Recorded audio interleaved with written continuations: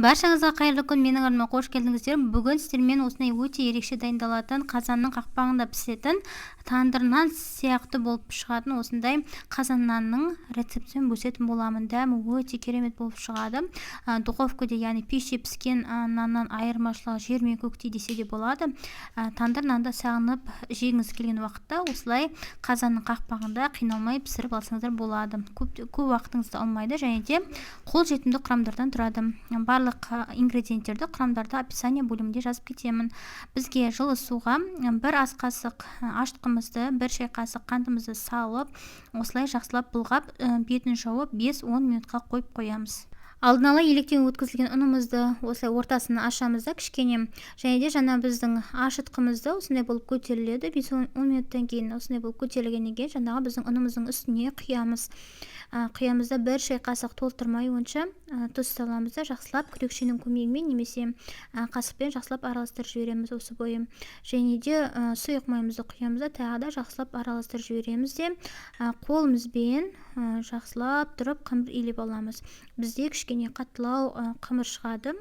Барлық ешқандай түйіршік қалмайтындай қылып, оның түйіршік қалмайтындай қылып илейміз. Артық ұн салмаймыз, артық су ештеңе құймаймыз. Менің ыдысым үлкен болды да, кішкентайлау ыдысқа салып, және де қолыма алақаныма кішкене ғана сұйық майды құйып, қамырымыздың барлық жеріне жететіндей қылып осылай жағып бір илеп аламыз жаңағы сұйық маймен, және бетін жауып 1 сағатқа 1 сағат жарымға көтерілуге қойып қоямыз. Қазанымыздың түбі күйіп кетпеуі үшін жаңағы астынан бір уыстай тұз себеміз де астын жайлап жағып қоямыз орташа отқа. Және де қасындағы біздің газовкамыздың көзіне, екінші көзіне қақпағымызды жай отқа қойып қоямыз. Қатты отқа қоймаңыз, әйтпесе қақпақтарыңыз күйіп қарайып кетуі мүмкін. Жай отқа қойып қоясыздар қақпағыңызды. Мінекей менің қамырым осындай болып көтерілді. 1 сағатта жаңағы жақсылап түсіріп аламыз. Ыдысымыздан теңде 2-ге бөлетін боламыз. Теңде 2-ге сіздерде көз мөлшерімен бөлсеңіздер де болады, немесе таразының көмегімен бөлсеңіздер де болады. Мен осылай көз мөлшерімен бөлдім де екеуін осылай кішкене ғана дөңгелектеп илеп алдым. Екі қамырымызды да тура солай жасап аламыз, және де 5-10 минутқа бетін жауып қойып қоямыз. 5-10 минуттан кейін алып, қолымызбен осылай ортасын кішкене жұқалау қылып, шетін осындай қалыңдау қылып тандыр нанның формасын келтіреміз. Пицца секілді қылып жаямыз. Ондай қатты үлкен қылмайсыздар. Ортасын кішкене басын құраймыз, себебі ортасы көтеріліп кетуі мүмкін піскенде. Менде арнайы нан ұратын құрылғы жоқ, сондықтан осындай оқтаудың көмегімен кішкене ұрып жібердім де қатты басып, оның үстіне шанышқының көмегімен осылай тесіп алдым. Егер де сіздер нан ұрғыш болса, өте әдемі жаңағы узорлармен жасап алуға болады.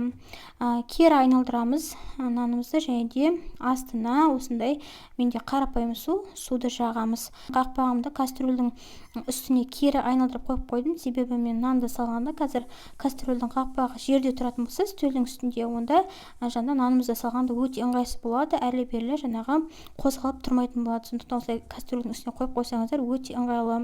Осы жерде тез арада біз тезде жұмыс жасауымыз керек.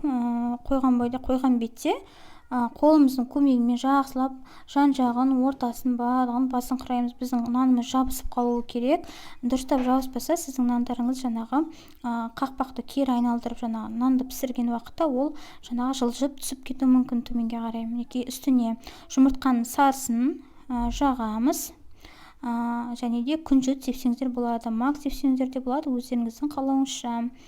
Мінекей, енді қақпағымызды жайлап, аккуратно дейді ғой, пісіп қалмай, жақсылап аударып, кері қарай айналдырып, осылай кәдімгі біздің кастрөлдің бетін осылай жабамыз. Орташа отқа қоямыз, орташадан кішкене сәл жоғарылатасыздар, және де бір 30-35 минутта менде пісті. Мінекей осындай болып қызғылт болып пісіп шығады, өте дәмді.